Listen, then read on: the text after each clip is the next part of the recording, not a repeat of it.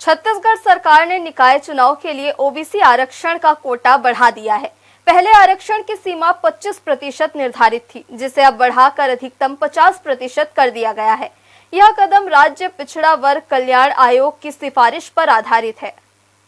छत्तीसगढ़ की भाजपा सरकार ने राज्य में स्थानीय निकाय चुनावों में अन्य पिछड़ा वर्ग यानी ओबीसी के लिए आरक्षण बढ़ाने की घोषणा की है।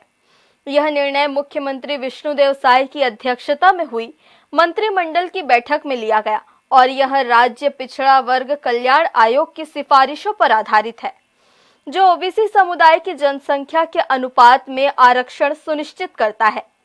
पहले आरक्षण की सीमा 25% निर्धारित थी, जिसे अब बढ़ाकर अधिकतम 50% कर दिया गया है।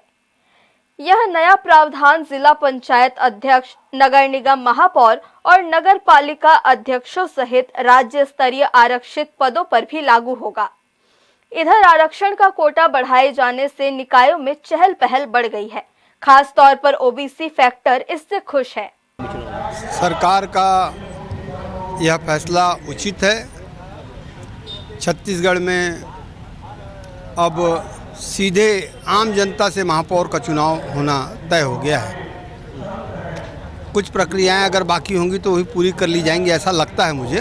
पिछड़ा वर्ग के आरक्षण को 50% दिए जाने के संबंध में समाचार पत्रों से ज्ञात हुआ है। अच्छी बात है। आरक्षण के बाद ही यह स्पष्ट हो पाएगा कि रायगढ़ महापौर की सीट पिछड़ा वर्ग को जाती है या वर्तमान में जो क्रम में है उस क्रम में उसका आरक्षण होगा।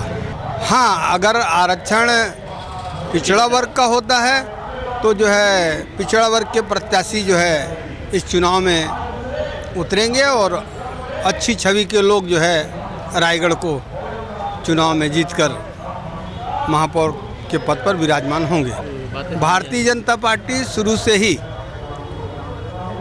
जनहित में निर्णय लेती रही है और उसका यह एक प्रत्यक्ष उदाहरण है। वर्तमान में पिछड़ा वर्ग के आरक्षण को 50% किए जाने का यह जो उनका निर्णय है यह जनहित में है और हम सब इसका जो है सरकार को बधाई देते हैं। यह निर्णय सर्वमान्य निर्णय है। जैसा कि मुझे कल मीडिया के माध्यम से मालूम चला कि हमारे साय सरकार जी के कैबिनेट बैठक में ओबीसी आरक्षण को लेकर जो कुछ घोषणाएं की गई कि उसमें यह बताया गया कि 50% आरक्षण आने वाले नगरीय निकाय चुनाव और आने वाले नगरीय पंचायत चुनाव में उसी के आधार पर होना है, जो कि बहुत ही अच्छी बात है। चूँकि मैं पिछड़ा वर्ग से बिलोंग करता हूँ, जिस कारण मेरे लिए और भी खुशी की बात है।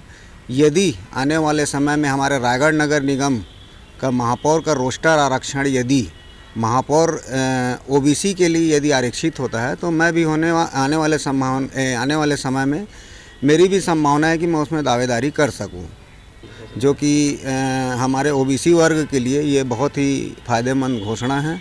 और 50% आरक्षण माने मुझे इस बात का कहीं ना कहीं अंदेशा है जो अभी जो वर्तमान में ओबीसी सर्वे प्रदेश सरकार द्वारा कराए गए हैं उसमें कहीं ना कहीं ऐसा जो जानकारी सामने आ रही है कि रायगढ़ में 70% एबव ओबीसी होने के कारण रायगढ़ महापौर सीट ओबीसी होने की संभावना है, जिसमें हमारे भी दावेदारी को हम सशक्त कर सकते हैं। छत्तीसगढ़ में अधिकांश स्थानीय निकाय दिसंबर में अपना कार्यकाल पूरा कर लेंगे। आमतौर पर इसी महीने चुनाव होते हैं। हालांकि अभी तक चुनाव की तारीखों के बारे में कोई औपचारिक घोषणा नहीं हुई है। यह व्यापक रूप से समझा जाता है कि राज्य में ओबीसी आबादी का डेटा आरक्षण के साथ चुनाव कराने के लिए महत्वपूर्ण है।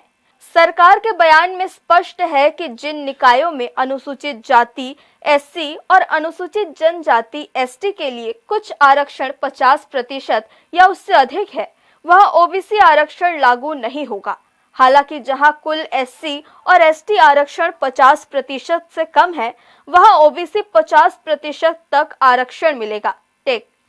वहां ओबीसी को 50% तक आरक्षण मिलेगा, बशर्ते यह उस निकाय में ओबीसी जनसंख्या अनुपात से अधिक न हो। हर्ष न्यूज के लिए वीडियो जर्नलिस्ट श्याम देवकर के साथ संतोष साव की रिपोर्ट।